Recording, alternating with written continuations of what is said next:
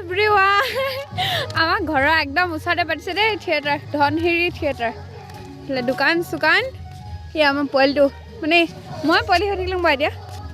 সেই ইয়াত মোৰ লগৰ এজনীয়ে স্পাইল পটেটো বিকিছে হেনো চাংগৈ হাই দোকান মাংগ মোৰ আহিলোঁ এনেই চাব আহিছোঁ পিয়া বাই কোন জানি নাই না পিয়া বাই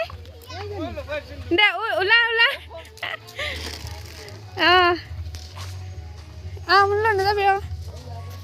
বিকিছা হেল্ল' ন কেনেকুৱা ভাল বিকি চিকি অঁ বহিছা ন আজি এনেকৈ আপলোড কৰি দিম মিডিট চিডিট নকওঁ থিয়েটাৰ চাব আহিছোঁ আমাৰ একেবাৰে ওচৰতে হ'লেও মই আজি আহিছোঁ অঁ তুমি কৈ দিয়া আকৌ হেল্ল' ইমান ওচৰতে